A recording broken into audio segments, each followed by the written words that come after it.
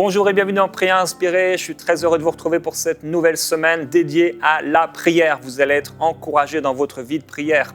Si vous êtes un enfant de Dieu, si vous connaissez le Seigneur ou simplement si vous avez envie de vivre quelque chose de spirituel, certainement vous priez.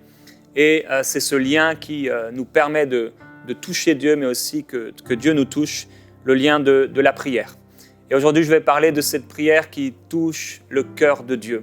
Plusieurs d'entre vous, vous passez par des temps difficiles en ce moment même et il y a une prière qui touche le cœur de Dieu. Dieu n'est pas insensible à ce que nous pouvons vivre dans notre vie personnelle. Mais au contraire, le cœur de Dieu est tendre. Il n'est pas dur, mais il veut agir dans notre vie et il veut agir dans votre vie. Je crois que vous allez être encouragés aujourd'hui par la parole de Dieu et par la présence merveilleuse du Saint-Esprit. Pendant cette semaine, demain, je parlerai de la prière que Dieu aime. Après-demain, on parlera de cette prière que Dieu recherche.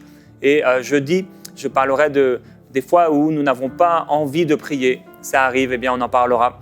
Et on terminera la semaine avec un titre d'émission qui va peut-être vous surprendre. Relaxation spirituelle.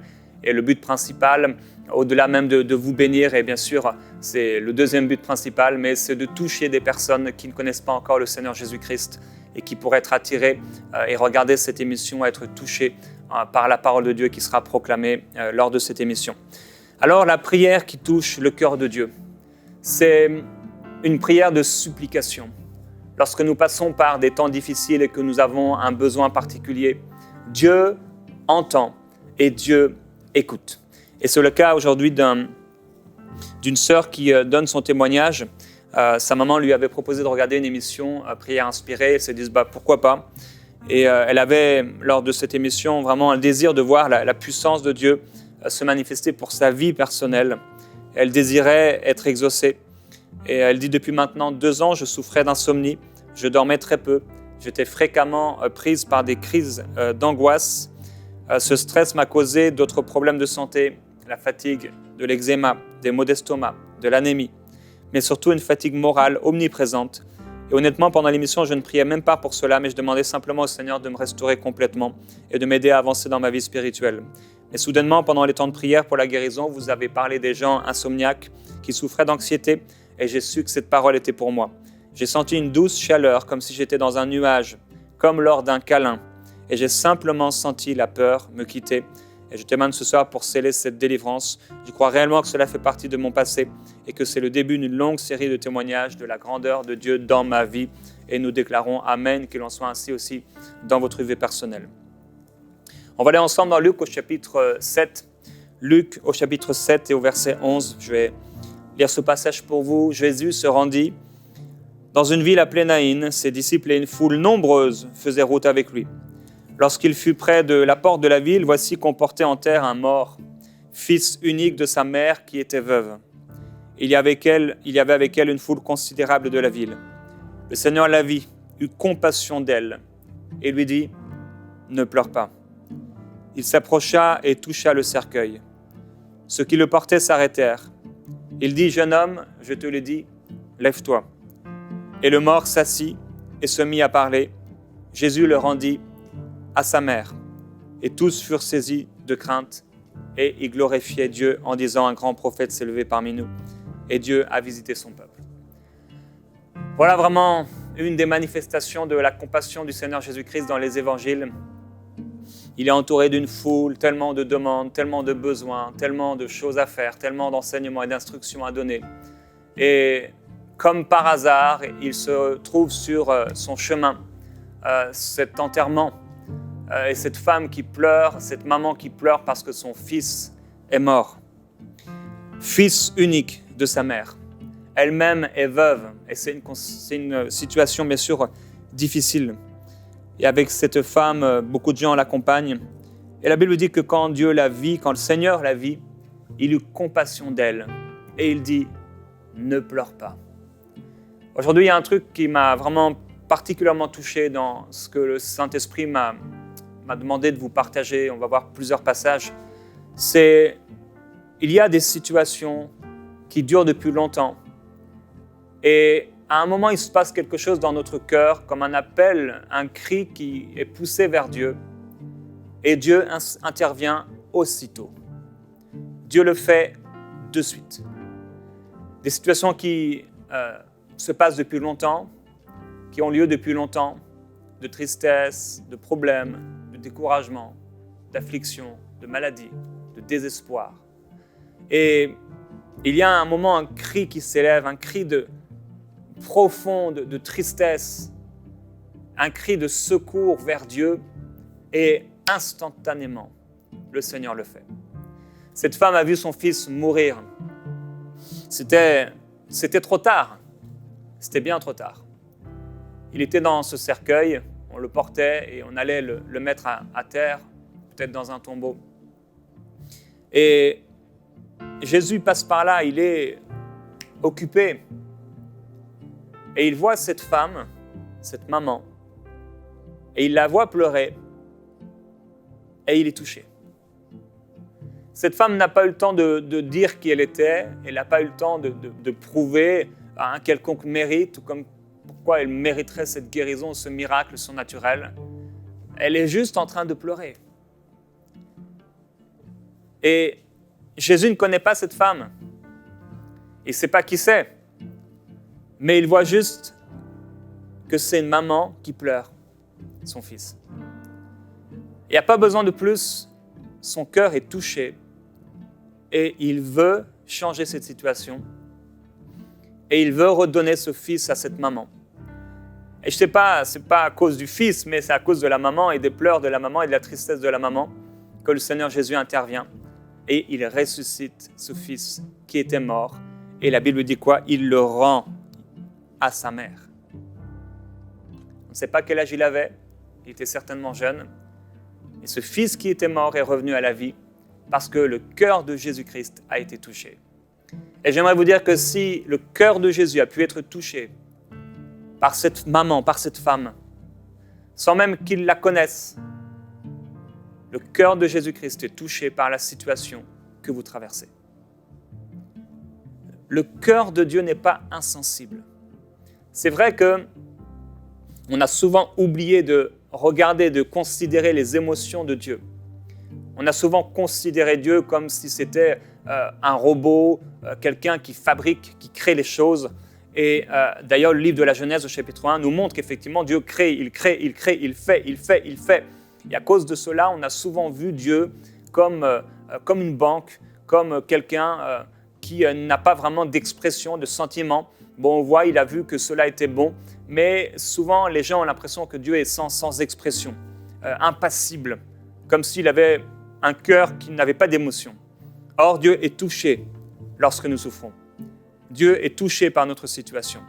Et le cœur de Dieu n'est pas insensible, mais il est prêt à répondre parce qu'il nous aime. Et il dit « Je t'aime d'un amour éternel ». Alors, on va voir plusieurs exemples rapidement de personnes qui ne méritaient rien. Ils ne méritaient pas que Dieu agisse dans leur vie. Et un exemple peut-être flagrant, c'est Akab, le roi Akab.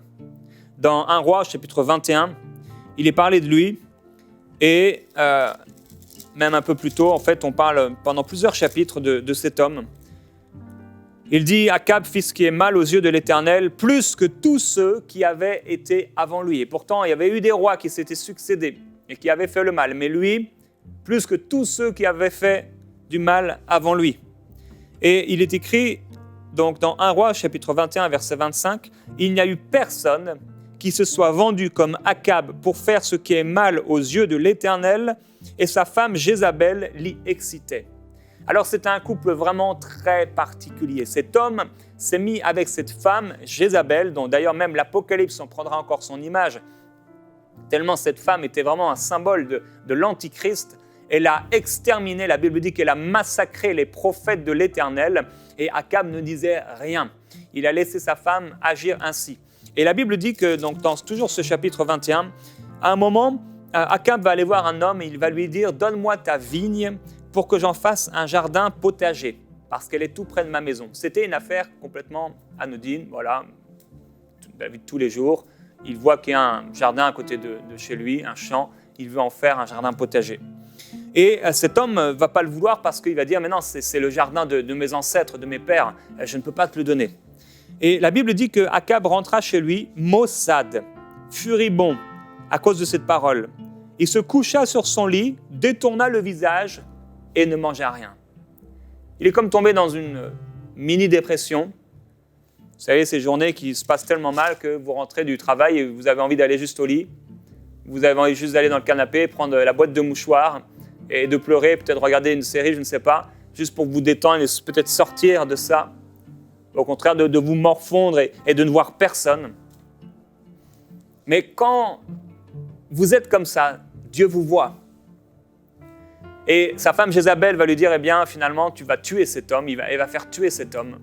Et pour un champ, pour un jardin potager, des légumes, avec l'esprit de Caïn, qui lui également était cultivateur, et qui a tué son frère, elle va tuer cet homme pour un jardin potager. Et donc, en fait, c'était un couple vraiment abominable, leurs actions étaient terribles. Et donc, la Bible dit qu'il n'y a eu personne qui se soit vendu comme lui pour faire ce qui est mal aux yeux de l'Éternel. Il a agi de la manière la plus horrible, se ralliant aux idoles, tout comme le faisaient les Amoréens, que l'Éternel avait dépossédés devant les Israélites, après avoir entendu les paroles d'Élie, parce que Élie va arriver auprès d'Akab. Élie, l'homme de Dieu, le prophète de Dieu, appelé par Dieu, sanctifié, Dieu va amener Élie à aller voir Akab. Et Akab va prophétiser la malédiction et les choses qui vont se passer parce que Akab a fait le mal. Et il est écrit, après avoir entendu les paroles d'Élie, Akab déchira ses vêtements, il mit un sac sur son corps et jeûna. Il couchait avec ce sac et marchait lentement. Il a commencé à marcher lentement, à avoir tous les signes de quelqu'un qui est dans le deuil, d'ailleurs comme cette femme. La parole de l'Éternel fut adressée à Élie en ces mots, « As-tu vu comment Akab s'est humilié devant moi ? Parce qu'il s'est humilié devant moi, je ne ferai pas venir le malheur pendant sa vie. Ce sera pendant la vie de son fils que je ferai venir le malheur sur sa maison. » À l'époque de la malédiction générationnelle. Et on peut se dire, mais comment le cœur de Dieu a pu être touché par cet homme ? Dieu dit lui-même qu'il n'y a personne qui n'ait fait autant de mal que lui à cette époque. Ils ont tué les prophètes de l'Éternel. Est-ce que vous avez tué des prophètes ? Est-ce que vous avez tué des gens ? J'imagine que non. Et même si vous l'aviez fait, peut-être quelqu'un est aujourd'hui en prison, il m'écoute, et tu as tué un homme, eh bien même si tu l'as fait, quand Akab a déchiré ses vêtements, et il a mis un sac sur son corps, il s'est mis à jeûner, et il dormait sur ce sac au lieu de dormir sur son lit, et tout ça, c'était vraiment pour s'humilier devant Dieu. Il a refusé de prendre de la nourriture et il marchait lentement. Il marchait lentement. C'était juste une attitude physique extérieure. Et le cœur de Dieu a été touché. Mais si le cœur de Dieu a pu être touché avec un homme comme ça, qui n'a démontré aucun signe de repentance extérieure, il n'y a pas eu de fruit de sa repentance. Il y a eu juste une manifestation extérieure sur son corps, une attitude. Mais il n'y a eu aucun fruit extérieur, aucun fruit qui a été porté. Et pourtant, le cœur du Seigneur a été touché. Mais si le cœur de Dieu a été touché par un homme comme lui, à combien plus forte raison le cœur du Seigneur sera touché par votre situation. Et dans 2 Rois, chapitre 20, 2 Rois, au chapitre 20, il y a un autre homme, Ézéchias. L'homme de Dieu, Ésaïe, va arriver vers lui, un peu comme le prophète Élie. Et il va lui dire, donne tes ordres à ta maison parce que tu vas mourir, tu ne vivras plus. Ézéchias tourna son visage contre le mur et pria l'Éternel en disant, de grâce, Éternel, souviens-toi que j'ai marché devant ta face avec fidélité et intégrité de cœur et que j'ai fait ce qui est bien à tes yeux. Et Ézéchias répandit des pleurs abondants. Ésaïe, qui était sorti, n'était pas encore dans la cour centrale. Lorsque la parole de l'Éternel lui fut adressée en ces mots, « Retourne dire à Ézéchias, conducteur de mon peuple, ainsi parle l'Éternel, le Dieu de David, ton père, j'ai entendu ta prière, j'ai vu tes larmes.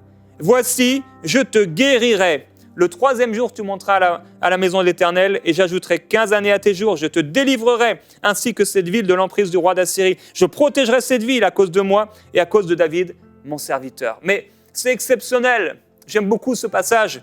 On voit Ézéchias, c'était la fin pour lui, c'était dans l'horloge de Dieu, c'était terminé pour lui. Et quand l'homme de Dieu va lui dire cela, il tourne son visage. Et il ne s'est pas passé un jour, il ne s'est pas passé une heure, il ne s'est même pas passé 10 minutes. C'était quelques secondes. Peut-être deux minutes, peut-être. Il a tourné son front vers le mur et il s'est mis à prier. Et c'était une prière qui venait du cœur, et une prière qui a touché le cœur de Dieu. Et il s'est mis à pleurer des pleurs abondants. C'était une supplication. Oui, la prière qui touche le cœur de Dieu, c'est cette prière de supplication. On ne peut pas l'inventer. C'est quelque chose qui nous touche à l'intérieur. On a été tellement touchés et ça s'exprime devant Dieu. Et qu'est-ce qui s'est passé? Ésaïe n'était pas encore sorti. Que le cœur de Dieu a été touché et Dieu directement parle. Et on voit toutes les bénédictions que Dieu dit, que Dieu lui donne. 15 années à sa vie, il le délivrera, il délivrera la ville, il le protégera. Quelle grâce extraordinaire. Mais si Dieu a pu le faire pour Ézéchias, vous ne pensez pas qu'il va le faire pour vous? Il n'y a rien d'impossible à Dieu. Dans Exode chapitre 2, le peuple de Dieu était dans la souffrance. Bon, il y avait eu des paroles prophétiques. Le nombre d'années que leur souffrance allait durer. Pendant longtemps, ils avaient délaissé Dieu. Il est écrit que le roi d'Égypte mourut et les Israélites gémissaient sous la servitude et poussaient des cris. Le rappel du sein de la servitude monta jusqu'à Dieu. Dieu entendit leurs soupirs. Et Dieu se souvient de leur alliance, de son alliance avec eux. On a vu avec Ézéchias, Dieu a vu ses larmes. Eh ouais, nos larmes, ça peut toucher Dieu. Mais Jésus n'est pas insensible. Il a vu cette femme pleurer et il s'est passé quelque chose dans son cœur. Dieu a vu Ézéchias pleurer et il s'est passé quelque chose dans le cœur de Dieu. Mais frères et sœurs, quand on est parent, et j'ai eu la grâce de le devenir il y a des années, et je me souviens, Eden n'était, et je lui dis parfois, je l'ai déjà dit, plusieurs fois, tu n'étais même pas encore né que tu m'avais déjà fait pleurer. Le jour de la naissance, on a cru qu'on allait la perdre. Je pleurais sur l'autoroute, et je pleurais. Et elle n'avait rien fait de bon pour moi. Je ne savais pas quel visage elle allait avoir. Elle m'avait rendu aucun service, bien entendu. Elle n'était même pas encore sortie du sein de sa mère, et pourtant je l'aimais. Et si un père peut vivre ça, si une maman peut vivre encore avec plus de profondeur, même jusque dans son corps, cet amour pour son enfant qui n'est pas encore né, mais d'où ça vient? D'où ça vient ce sentiment? Est-ce que vous ne pensez pas que quand Dieu a créé Lucifer, il était plein de beauté au départ, il n'était pas Lucifer, c'était un archange de Dieu, un chérubin aux ailes déployées. Dieu l'avait orné de toute espèce de bijoux. Mais Dieu aimait ce chérubin protecteur. Quand il l'a créé, quand il l'a formé, le cœur de Dieu était touché. Ce qu'on vit en tant que papa, en tant que maman pour notre enfant, on le vit parce que Dieu lui-même a vécu cela avant nous. C'est Dieu le Père céleste. Quand il voit un enfant naître, il est touché.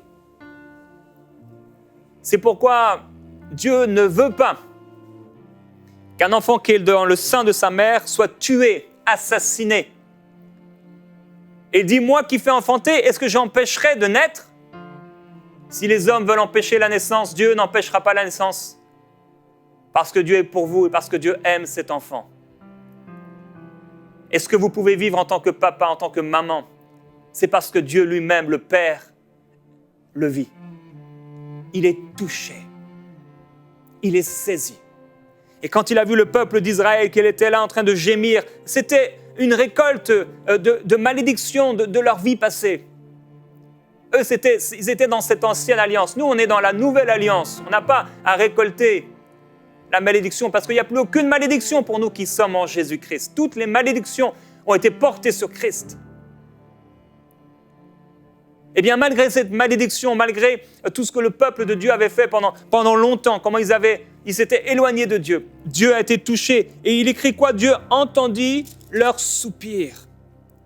Et il dit à Moïse, il va déranger Moïse. Il est tranquille dans sa routine, dans sa vie. Et il le dérange et il lui dit, « J'ai bien vu la misère de mon peuple qui est en Égypte et j'ai entendu son cri à cause de ses oppresseurs, car je connais ses douleurs. » On ne sait pas de quelle façon le peuple était en train de crier. On ne sait pas si vraiment ils étaient en train de faire appel à Dieu. On ne sait pas s'ils étaient en train de s'approcher de Dieu. On sait une chose, c'est qu'ils soupiraient et ils criaient. Et le cœur de Dieu en a été touché. C'est comme cet homme, Jésus dit dans Luc chapitre 18, c'était un publicain. Il se tenait à distance, il n'osait même pas lever les yeux vers le ciel, mais il se frappait la poitrine en disant « Oh Dieu, sois apaisé envers moi, je suis un pécheur. » L'attitude de cet homme, c'est une attitude de supplication, c'est une attitude d'humilité, c'est une attitude de quelqu'un qui souffre. Et Jacques nous dira quoi? Il dira « Approchez-vous de Dieu, il s'approchera de vous. Purifiez vos mains, pécheurs, et nettoyez vos cœurs, âmes partagées. Reconnaissez votre misère, menez deuil, pleurez, que votre rire se change en deuil et votre joie en tristesse. Humiliez-vous devant le Seigneur, et il vous élèvera. » Il y a des temps de souffrance, il y a des temps difficiles, et Dieu n'est pas insensible. Je ne sais pas exactement quelle situation vous traversez. Qu'est-ce que vous êtes en train de vivre en ce moment? Je ne sais pas comment c'est dur et depuis combien de temps ça dure. Mais avec Ézéchias, quand il y a eu cette prière, c'était une prière de supplication, mais c'était à la fois une prière de foi. Il était dans son désespoir, convaincu que Dieu pouvait le faire. Et il a suffi d'un instant pour que Dieu change les choses. Et mon frère, ma sœur, je voudrais te proposer de mettre ta confiance dans le Seigneur, de peut-être te repentir si tu as besoin de repentance, de changer ta disposition intérieure, de croire et de faire confiance en l'amour de ton Père qui t'aime. Et d'arrêter de penser, de croire que Dieu bloque sa compassion, son amour, que Dieu attend. Il est profondément amour. C'est sa nature, c'est qui il est, c'est son essence. Il ne peut pas bloquer sa nature. Il ne peut pas. Sinon, ce serait contre nature. Et Dieu ne fait rien qui soit contre nature. Alors, comme dans le témoignage qu'on a lu tout à l'heure, cette personne qui s'est sentie comme dans un nuage, et la peur, la tristesse, l'angoisse est partie. Qu'il en soit ainsi pendant ce temps de prière. Je veux t'encourager à prier maintenant de tout ton cœur vers le Seigneur et à le faire confiance. Approchez-vous du trône de la grâce pour obtenir miséricorde.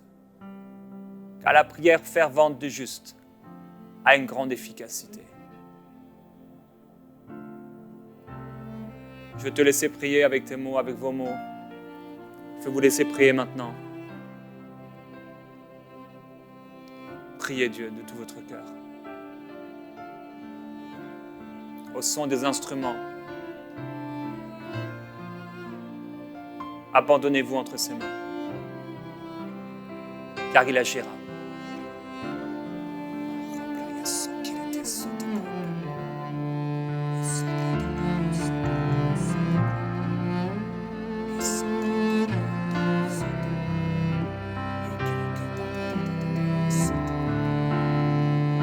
Oui, prie, prie. Abandonne-toi.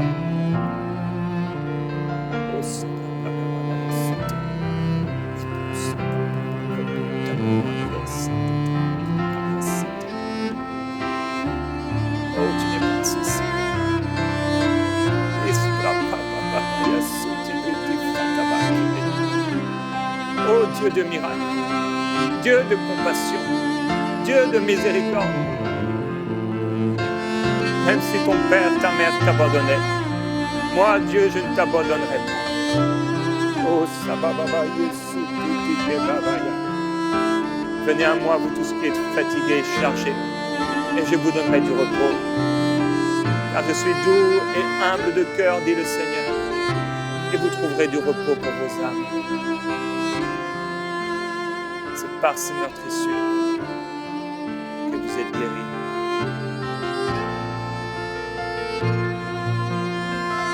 Oui, par le Seigneur.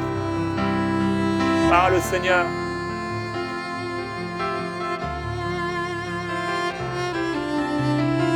Parle de tout ton cœur, dis-lui tout. Qu'il entende et qu'il voit. Oh Dieu, tu entends quand un juste crie à toi, tu le délivres.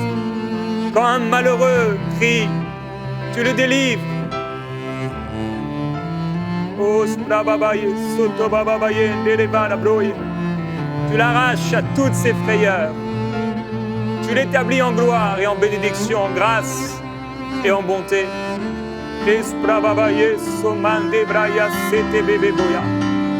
Oh, à combien plus forte raison le Père Céleste vous donnera-t-il le Saint-Esprit.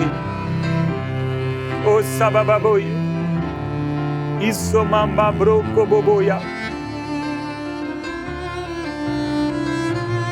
Jésus leur donna une parabole afin de leur montrer qu'il faut toujours prier sans se décourager. Isprobababa yesu mamandi. Isprobaba broke bibi broya sotoya mandi braya. Ibraka froya siti brita mandi broya sotobay. Oui, ton cœur est touché, Seigneur. Ton cœur est touché. Tu n'es pas insensible. Tu n'es pas insensible. Tu n'es pas insensible. Que ton esprit touche maintenant. Que ta présence se manifeste. Que la grâce du Saint-Esprit soit sur vous.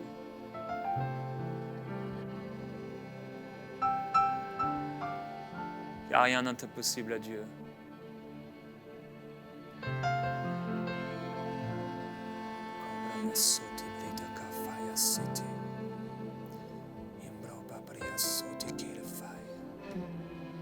Continue.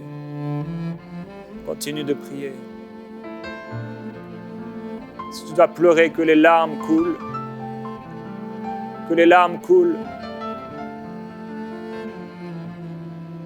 Si ton cœur doit être comme déchiré, Dieu ne refuse pas un esprit brisé et contrit.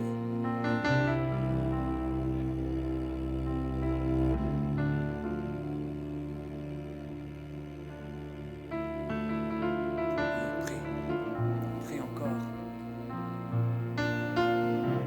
Dis-lui. Il te dit, que veux-tu que je fasse ? Que veux-tu que je fasse? Aie foi en Dieu. Aie foi en Dieu. Dans ce cri de désespoir, attache-y l'espoir et la foi de voir cette situation changer. Aie confiance en ton Dieu et crois, car il agira. Que la grâce du Seigneur se manifeste sur vous. Un malheureux cri, l'Éternel l'entend et il le délivre de toutes ses frayeurs. À demain dans prière inspirée.